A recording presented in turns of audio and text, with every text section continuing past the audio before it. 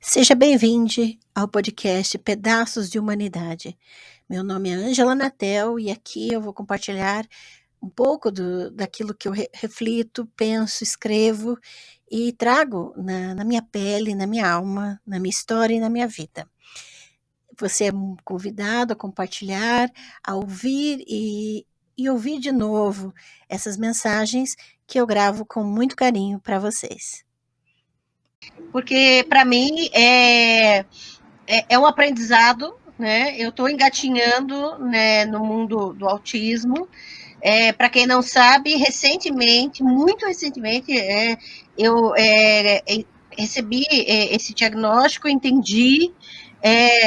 entendi autista, num grau leve, mas assim, de uma forma inesperada, com várias vozes, né, não só de psiquiatra, mas de nutricionista, são várias frentes, né, que atendem a questão do autismo. Muitas pessoas também não sabem disso, porque envolve neurologista, envolve psiquiatra, envolve a questão da nutricionista, envolve até a questão física, muscular, então a gente vai descobrindo, e foi em 2018 que eu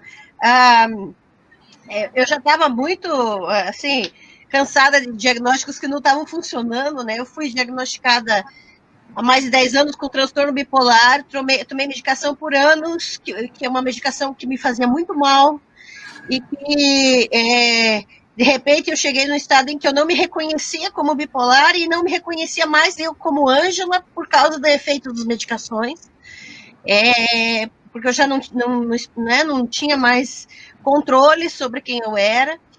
E depois de um tempo, a psiquiatra lá de Brasília, que ela nunca me atendeu como psiquiatra, era uma amiga, e ela falou, eu estava mostrando para ela, né, meus dedos todos arrebentados, dos pedaços que eu tiro, e ela falou, isso é sintoma de autismo, Ângela. E eu fui atrás, né, fiz consulta, quando eu voltei para Curitiba, fui atrás, e o psiquiatra falou, não, você não é bipolar de jeito nenhum. Tipo, e eu nem tinha falado da questão do autismo, e depois a gente foi percebendo, e eu fui encaminhada para nutricionista, e graças a Deus tem uma pessoa que decidiu me ajudar com o plano de saúde, que é realmente um presente de uma amiga, né, que também é autista. Ela disse, Ângela, eu vou te ajudar, porque eu sei que o que a gente precisa. Então, nesse último ano tem sido uma outra vida para mim. Em um ano, eu estou sem medicações pesadas, né? Eu tomo só algumas medicações contínuas, mas assim, porque eu tenho hipotireoidismo, tenho outras questões, né? Mas eu sou toda torta, tenho uma veia a mais no braço esquerdo, torta, tenho orelha defeituosa, para quem não viu, né? Tem um monte de coisa esquisita, mas assim, quando a gente fala do autismo, é um outro mundo. Eu digo para vocês, agora eu estou percebendo o mundo em que eu sempre vivi e nunca compreendi. É muito estranho, mas é um aprendizado. Não, porque quando a gente fala de pureza, impureza, na Bíblia, no Antigo Testamento, você tem o santo e o profano. Sim. Que o profano não é mal, o profano é o comum. Santo é que é separado, que tem ele tem uma finalidade exclusiva. Então, a exclusividade de algo determina a sua santidade. Então, o santo que é o separado, e o profano é todo o comum, o que é comum. E dentro do comum, você tem o puro e o impuro, que entra as regras de pureza. Então, dentro daquilo que é comum, daquilo que é profano, você tem a separação do que é puro e impuro. E nessas regras de pureza, o que acontece? Se desenvolveu toda uma teologia, toda uma ideia de uma hamartiologia, né? Que é a questão toda uma ideia de pecado. toda uma ideia em cima do que é contra a vontade de Deus e o que não é. E aí você confunde, você começa a mesclar, a fazer uma intersecção entre os desvios daquilo que é convencional, que a gente está falando sobre desvios do convencional, que é aquilo que é convenção social, e confunde isso com pecado. E a cultura da igreja, nós estamos falando de igreja evangélica, protestante, né? Eu não sei vocês, mas eu nunca estive imersa numa cultura católica. Então, eu realmente não tenho como falar de experiência, eu só posso falar daquilo que é técnico, né, do que eu estudo. Mas de experiência, a cultura protestante, a igreja evangélica brasileira hoje, ela tem essa confusão. Ela vive nessa confusão daquilo que é desvio da convenção social para aquilo que é pecado, para aquilo que é demoníaco, para aquilo que é contra a vontade de Deus. E o que a gente tem hoje, infelizmente, é uma vida cristã fatalista, e até o Ariovaldo Ramos, eu gostei uma vez de um vídeo que ele falou sobre determinismo, e veja, o Ariovaldo é de tradição reformada, né, de teologia reformada, e ele e por isso eu levei muito em consideração a fala dele, de que a gente não pode confundir a teologia, o sistema de crença, nossa fé, com, por exemplo, um fatalismo que é muito característico de religiões hindus, da religiosidade hindu, por exemplo, que é a ideia do karma, de que você é assim, você tem que morrer assim e acabou. E até eu gostei muito, se você der no YouTube lá, determinismo, Ariovaldo Ramos, já vai sair a fala dele no YouTube lá. Mas vale a pena, porque como que você vai pegar um material que diz que Deus fez você para usufruir o máximo da vida, para ter saúde. Deus não fez você para ter doença. Deus não fez você para ter problemas financeiros. E que faz com que as pessoas enxerguem o outro como demônios, como pecados ambulantes, né? Como resultado de maldição, como foi o caso aqui que foi falado, né? Para começo da história, o povo nem lê a Bíblia. O povo que fala isso não estuda a Bíblia. Vamos, né? Se estudar, já metade disso aí já acaba. Agora, outra coisa são o tanto de traumas que são acumulados. E a gente precisa falar de situações reais. Como, sim, por exemplo, independente do... vou dar um exemplo que nem é a questão do autismo. Eu tive, por 15 anos, crises de vesícula. Nossa. Por 15 anos. E eu não sabia o que era. Então, eu tinha aquelas dores, eu tinha aquelas crises, vomitava, aquela coisa errada toda, aquela dor desgraçada. E sempre ia para o posto de saúde, tomava soro, daí tomava remédio, melhorava, voltava para casa e continuava a vida. Passava o tempo e o intervalo entre essas crises foi cada vez diminuindo, né? Mas, né? E eu nem sabia a minha condição, na verdade, por que eu tinha aquelas crises. Eu lembro o dia em que eu estava tendo uma crise na casa dos meus pais, e um pastor da igreja que eu era membro na época, que eu saí faz mais de 10 anos, ele, considerado profeta na igreja e líder da escola de profetas da igreja, foi chamado, veio para a casa dos meus pais, eu me contorcendo de dor na cama e vomitando, e ele orando, expulsando o demônio de dentro de mim. E ele saiu e eu continuei da mesma maneira, com uma dor desgraçada, vomitando. Depois, anos depois, eu descobri que a minha vesícula era um saco de pedras, basicamente. Ela tinha mais de 50 pedras de tamanho de milho de pipoca nela.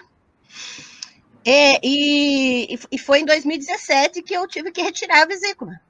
Então, pense como é que fica. Primeiro, o discernimento das pessoas. Ninguém pode aceitar que alguém se auto-intitule pastor ou profeta só porque fez um curso ou só porque acha que é. Para começo de história. Isso não tem nem fundamento bíblico, nem fundamento na dogmática, né? Na história da igreja. Outra questão é a desumanização dentro da cultura da igreja evangélica. De olhar para uma pessoa em dor e achar que imediatamente, só porque ela não está no estado considerado normal, ela é demoniada ou está em pecado. Que aí a gente volta para a questão filosófica do livro de Jó, por exemplo, que basicamente em Jó, o que se questiona no livro todo é a teologia da retribuição. Se você está assim é porque você pecou. Se você está assim é porque tem um problema. E essa teologia cai por terra. É só você ler o livro de Jó que cai por terra, porque não tem justificativa. Nem naquela história e nem na nossa vida. É você simplesmente achar que uma coisa está diretamente relacionada à outra automaticamente. Isso não é discernimento de espírito. Isso eu diria que é demônio. É esse pensamento que associa automaticamente a alguém que não está encaixado num padrão como demoníaco ou pecaminoso. Esse pensamento, esse julgamento, sim, eu considero demoníaco. Exato. E é muito importante que a gente veja, no exemplo que eu dei, é claro que houve negligência médica, porque em 15 anos eu fui inúmeras vezes, né, para pôr saúde, fazer exame, aquela coisa arada toda, mas o que é importante a gente delimitar aqui é que a gente está colocando o autismo e as questões de fé. Sim. E é importantíssimo que a gente não use essas negligências como desculpa para não procurar os profissionais de saúde. Né? Porque o que existe dessa cultura eclesiástica, cultura de igreja, né? Das pessoas juntarem justificativas para não procurar profissionais, para não ir atrás de diagnóstico, não querer saber, não querer se tratar, não tomar um remédio. Verdade. Eu fui aconselhada a deixar o medicamento, porque se eu tinha fé, eu tinha que parar de tomar um remédio. Eu fui aconselhada a fazer isso. E nesses encontros com Deus, que a gente já falou em outra live sobre abuso religioso, de ter como se Deus fosse agora curar no atacado, né? Então, daí ou cultos de cura e libertação. Então, Deus marca a hora para libertar e curar, porque se não for naquela hora, naquele lugar, ele não vai fazer. Então, você faz a agenda de Deus para curar e libertar, né? É ótimo isso, a maneira como quem é Deus nesse papo, né? Mas, assim, veja como a nossa prática acaba sendo completamente insana e ainda causa um abuso, um transtorno e uma pressão sobre a pessoa que tem a deficiência ou que tem o transtorno, a dificuldade, que a pessoa ela acaba sendo constrangida a viver uma farsa. Por quê? Porque eu sei de histórias, de inúmeras histórias de pessoas que fingiram estar curadas e deram testemunho falso por causa de toda a pressão e constrangimento que havia em cima dela. Isso acontece com cada um que foge do padrão. Eu sei que não estamos comparando, veja, a homossexualidade não é doença, pelo amor de Deus, não é opção e nem é doença, é uma orientação, né? Que só vai estudar, que você entende o que significa isso, mas é a questão de que até mesmo na igreja, que em muitas igrejas que diz que é pecado isso, a homossexualidade, também são lugares onde existem homossexuais fingindo que não são para poderem permanecer naquele lugar. Então, a igreja virou um lugar onde pode tudo, contanto que ninguém saiba. Onde não tem problema você ser quem você é, ou ter o problema que você tem, contanto que ninguém saiba. Então, você tem que manter suas crianças, a sua criança que tem alguma deficiência, transtorno, alguma dificuldade, você tem que manter ela quieta. Você tem que controlar ela para que não incomode o ambiente. E aí você pode ficar ali, porque se você não controla, aquela circunstância, nem você pode ficar naquele ambiente.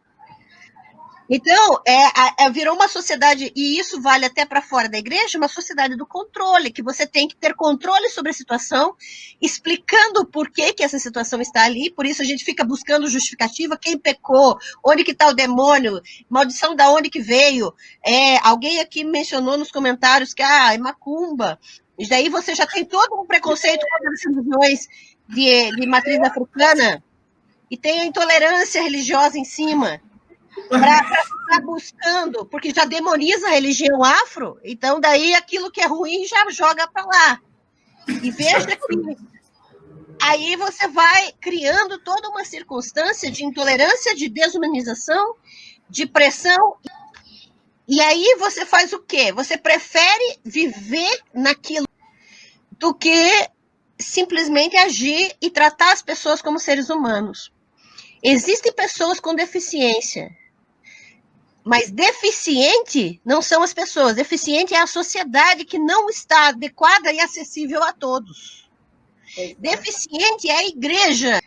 Então, deficiente é a igreja, não as pessoas. As pessoas possuem deficiências, mas deficiente é a igreja, que não trabalha com honestidade, com integridade, e que não traz à tona as questões para serem tratadas, que não aceita as pessoas como elas são, que não tratam as coisas como elas, com a visibilidade que precisa. Uma igreja que diz que todos são bem-vindos, mas não tem uma rampa para o cadeirante. Todos são bem-vindos, vírgula, né? Se você for cadeirante, vai ter que se arrastar para dentro da igreja. Então, tem todas as circunstâncias, todos são bem-vindos, mas se seu filho chorar muito alto, vai para a salinha lá dos fundos, para não incomodar. E aí você vai simplesmente marginalizando as pessoas. Para quê? Para manter uma liturgia que ela faz sentido para alguns, ela está só mantendo uma tradição. E aí a tradição tem que ser confrontada, independente de quantos anos ela tenha, independente de quantas estruturas a sustentem. A gente precisa começar a questionar isso. Pessoas que se dizem líderes cristãos e que não têm a sensibilidade, a capacidade de questionar seus próprios dogmas, porque preferem pisar nas pessoas, preferem manter uma estrutura, um teatro de uma estrutura. Isso é muito sério. E isso vai até a sua casa, vai até as suas famílias, as nossas famílias. Porque pai, mãe e irmãos também não sabem lidar com a circunstância. E muitas vezes nós somos abusados dentro de casa. Por pessoas que nem eu estava comentando. Eu cresci ouvindo minha irmã me dizer que eu sou estranha. Eu cresci... eu já cheguei a sair com ela, da gente marcar de sair, e ela dizia, eu não vou sair com você se você não se trocar, porque com essa roupa você não vai. Só porque eu estava com um vestido todo colorido. Porque eu cresci ouvindo que eu não sabia combinar cor, que eu não sabia me vestir direito, que eu combinava tecidos diferentes. E hoje eu entendo que isso pode ser um sintoma do autismo, mas que eu recebi um diagnóstico muito tardio. Então, eu criei um mundo na minha cabeça de como eu achava que era bom se vestir, mas ninguém mais se vestia igual a mim. Então, e as crises, eu sempre chorei muito, eu sempre tive crises muito assim, um choro compulsivo, com situações muito difíceis que as pessoas diziam, não, você está exagerando, não é tudo isso. E ficavam dizendo como se eu estivesse inventando uma situação. E era desesperador para mim. Situações que, às vezes, eu tenho que trocar de roupa para sair com minha irmã, foi desesperador. Eu chorei compulsivamente trocando de roupa. E isso parece que não é nada. Mas para mim o meu mundo tinha acabado, tinha desabado. Eu não fui aceita. de você ter situações assim, é muito interessante. Uma vez uma pessoa que foi minha aluna e se tornou uma grande amiga, falou para mim, quando eu era da missão, eu estava dando treinamento missionário, e ela falou assim, Ângela, você é outra pessoa dentro da sala de aula. Quando você entra na sala de aula, você se ilumina e você tem um mundo só seu. Você faz piadas e você faz as coisas, e você leva... Eu levava máscaras, eu levava fantasias, eu botava peruca para dar aula. Uma lição, né? E, na verdade, eu entendo isso, que é uma forma que a única maneira que eu tenho de ensinar, de falar o que eu sei abertamente, sem ter vergonha, para mim isso aqui é muito difícil fazer live, porque eu sinto que eu estou o tempo todo, eu vou ser massacrada, eu vou ser apedrejada, alguém vai me dizer que eu não presto por causa disso, porque é muito difícil. Mas na sala de aula era um ambiente que era o meu mundo. Então, os alunos, eu sempre tive muitos alunos dizendo que era o máximo, era divertido, era diferente, era coisa. Mas eu entendo que eu criei um mundo paralelo para poder ensinar, para poder viver nesse mundo da educação. Eu dou aula desde os 15 anos, só que não é o mundo considerado normal. Eu não sou uma professora convencional, ou eu entendo isso hoje. Eu não tenho como ser uma professora convencional. Só que isso também é mal compreendido. Isso também então, é muito difícil para uma pessoa que tem autismo, ela ser aceita profissionalmente, ela ser aceita no ambiente, até mesmo de igreja, de missão. Barulho para dormir. Eu já teve situação em que eu passei a noite chorando por causa de um latido de cachorro, por causa de uma pessoa vizinha fazendo barulho. Na missão era muito difícil, porque eu não conseguia eu não tinha condição de participar de uma reunião de oração às 8 da manhã. Todo dia. E eu fui chamada a atenção inúmeras vezes porque eu não participava dessa reunião. E eu dizia, por que não faz à tarde? Porque para mim é muito difícil. Se for lá, eu vou ficar praguejando durante a oração inteira. O que adianta? E essa questão do emocional, né? Quando eu sofri abuso no casamento, que eu vivi um casamento abusivo, com violência, eu tive crises muito fortes, emocionais, né? De choro, e teve um dia que eu apanhei e eu não sabia o que fazer. Eu me tranquei na cozinha e quebrei todos os pratos da minha casa. Isso eu estava em Moçambique, eu estava na África.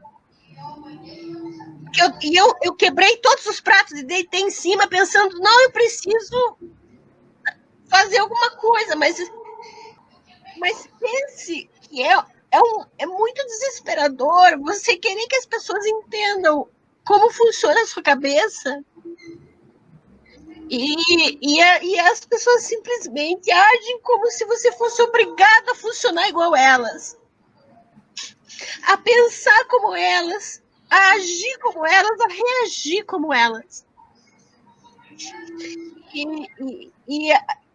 Eu nunca tinha contado isso abertamente, essas situações, mas é muito doloroso você não ser aceita por causa de uma roupa que você veste, por causa de um cabelo que você tem, ou por causa de uma maneira, uma metodologia que você usa. O caminho que você tem para ser uma pessoa na sociedade em que a gente vive, que é uma sociedade capitalista, que mede você pelo que você tem, pelo que você pode pagar. Uma sociedade é uma sociedade demoníaca, no sentido original da palavra, que te acusa e que te joga só, te confronta o tempo para você não ser quem você é e se encaixar no padrão. Veja, uma pessoa que simplesmente ela tem uma maneira própria de criar vínculos, não significa que ela não é uma pessoa. E a gente é tão agressivo, que nem todas as lives. Agora há pouco eu já comecei a sangrar, porque quando eu faço lives eu começo a arrancar os pedaços da mão. E eu fiz uma postagem esses tempos no meu Instagram contando isso e falando da questão do autismo. E uma pessoa simplesmente comentou: compra uma bolinha para ficar apertando. Uma bolinha, eu tenho que falar isso.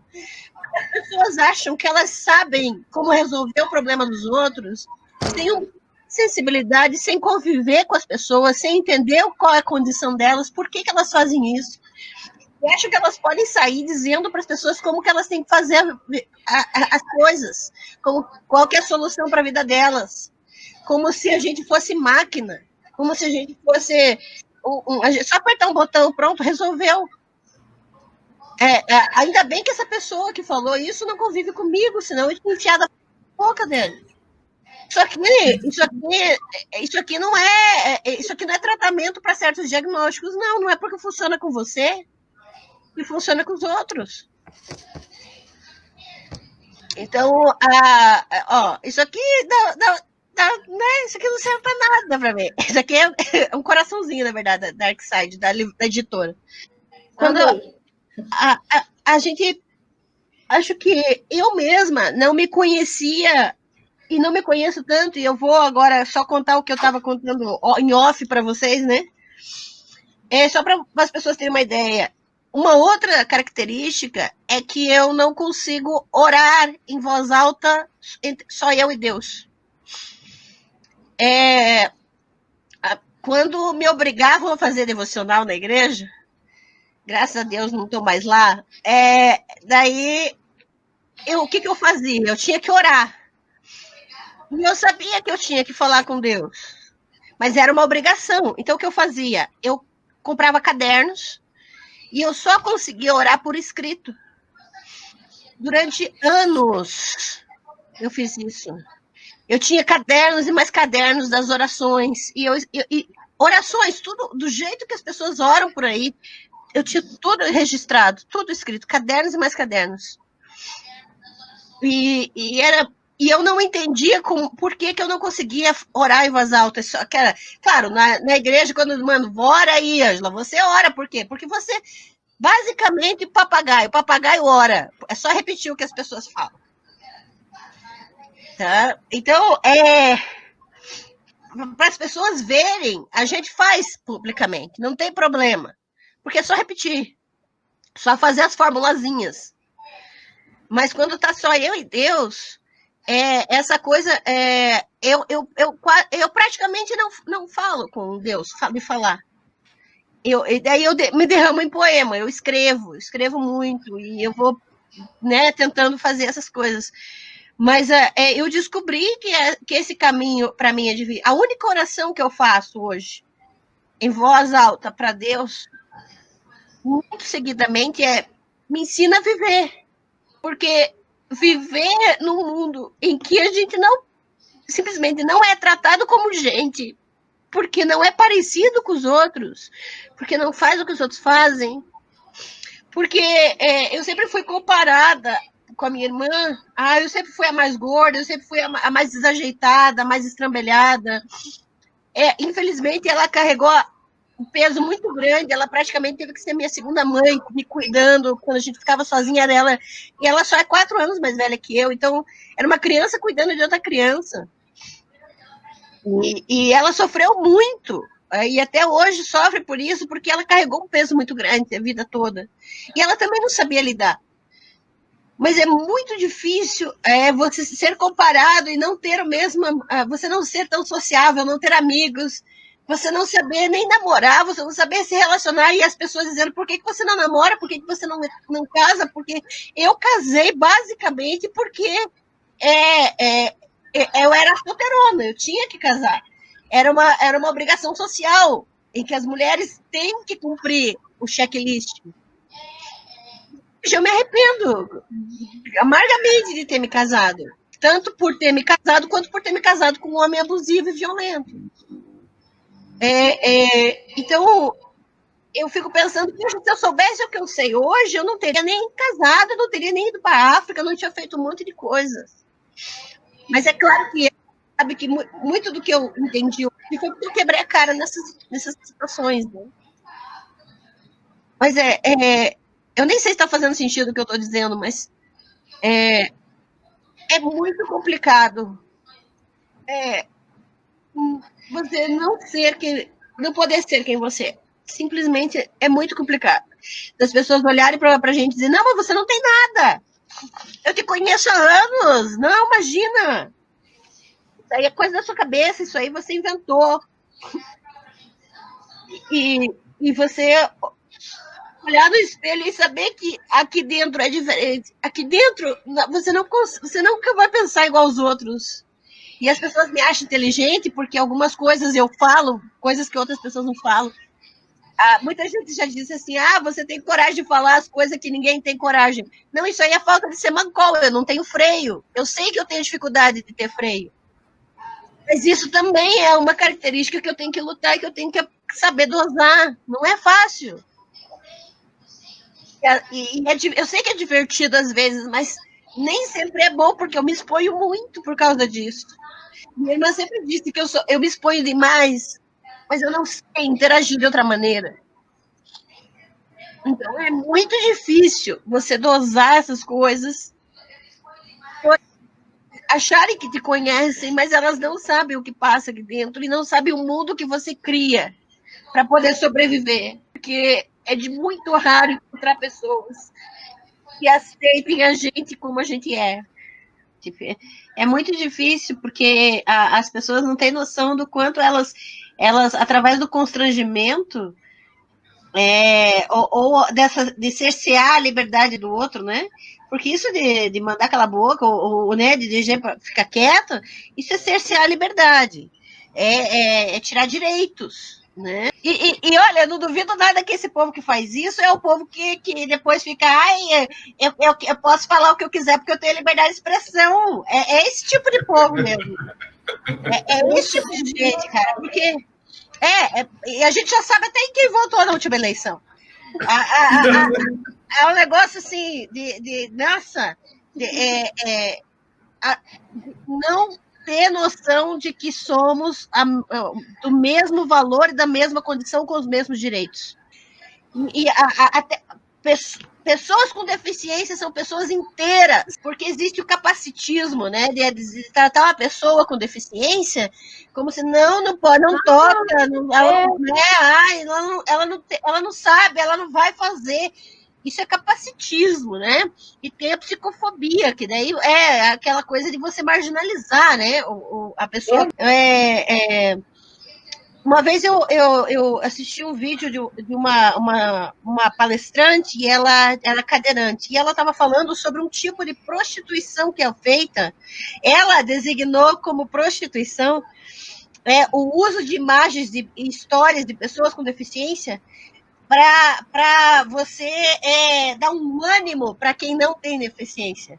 Ou seja, aquelas histórias que emocionam. E daí, quando a pessoa ouve a nossa história, diz: nossa, eu vou ficar mais agradecida pela minha vida. Agora eu vou dar valor para aquilo que eu tenho, porque aquela pessoa que tem deficiência está contando a história emocionante. É um tipo de prostituição, porque você usa a imagem de uma pessoa com deficiência para você se motivar. Você está usando, você está objetificando o outro para você ser mais agradecido, para você ser motivado, para você. Então, é aquela coisa da superação. Isso. Gente, essa mensagem de superação, ela é desumanizante, ela objetifica a pessoa com transtorno ou deficiência para que você se sinta melhor.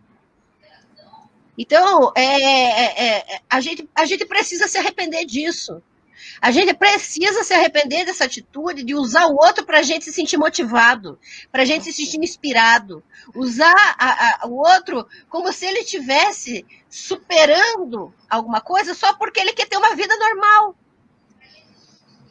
Então, a gente tira do outro a dignidade de ser inteiro, do jeito que ele é.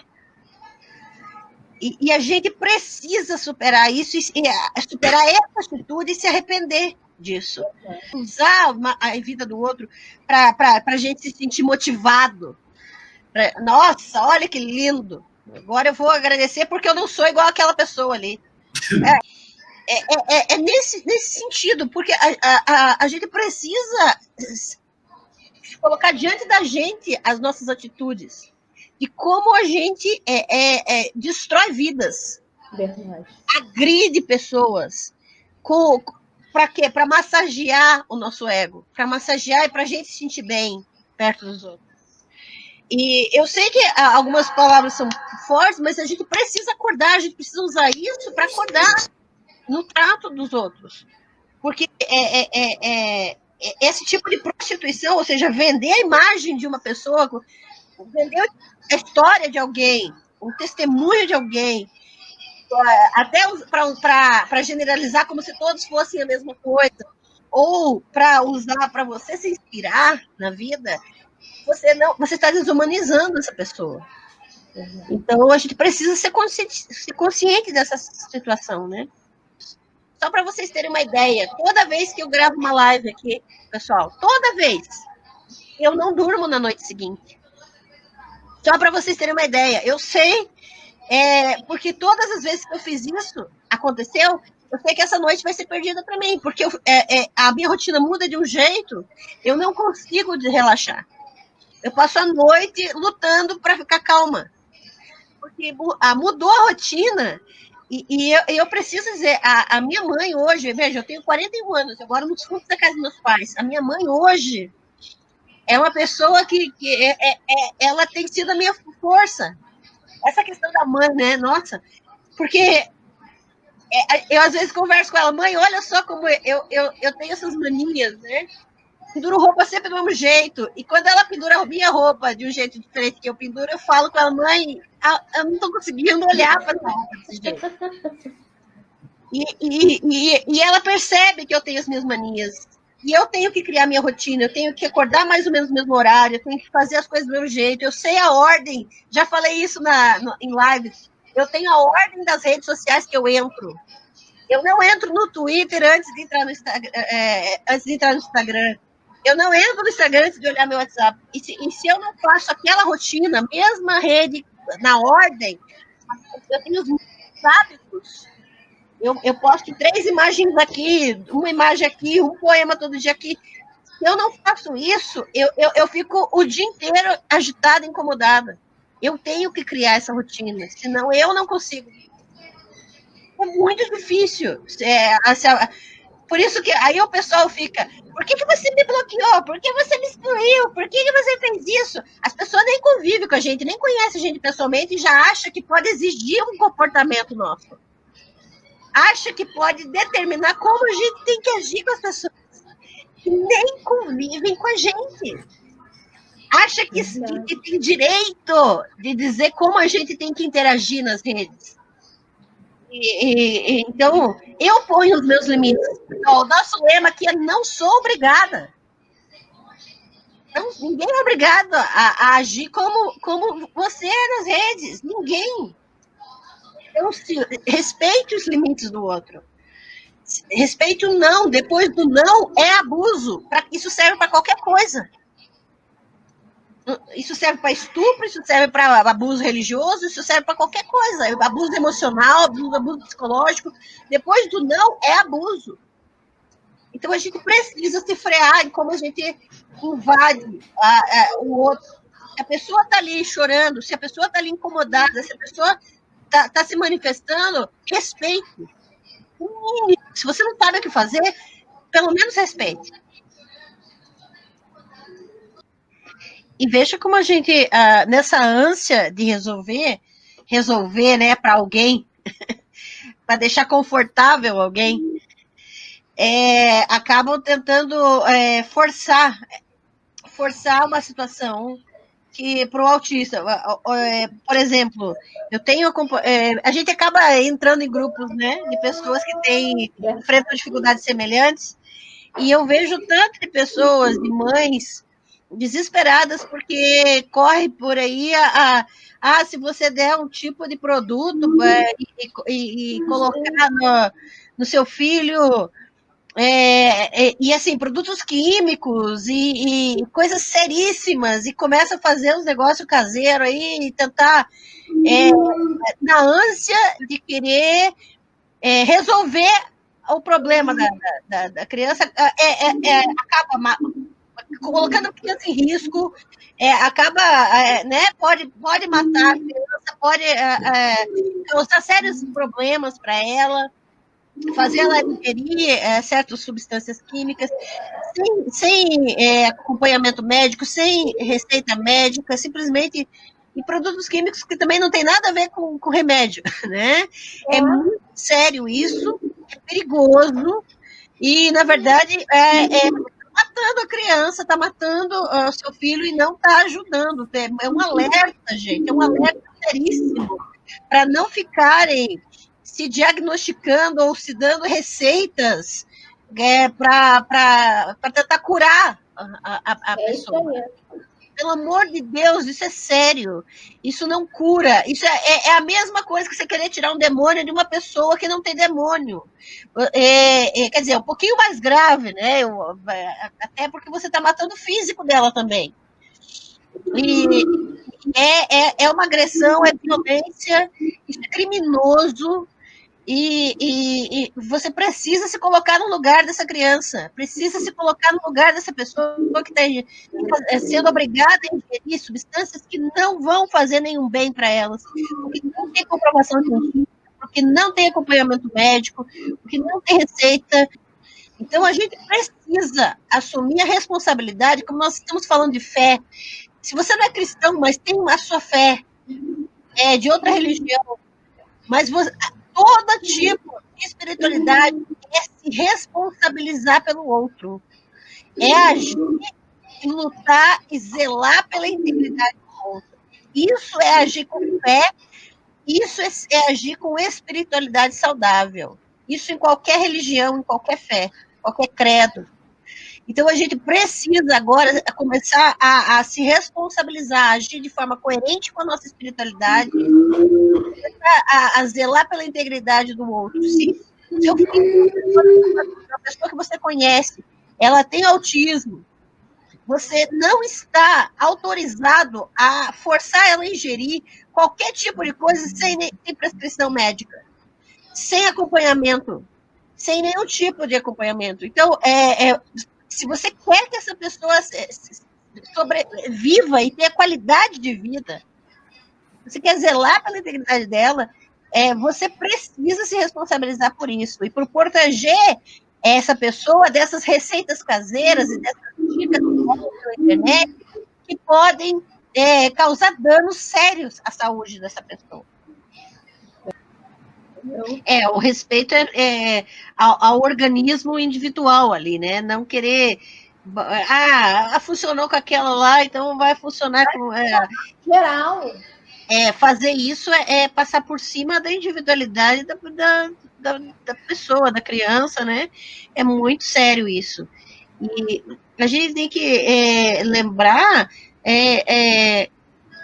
que qualquer tipo de promessa de cura absoluta, ela não tem legitimidade.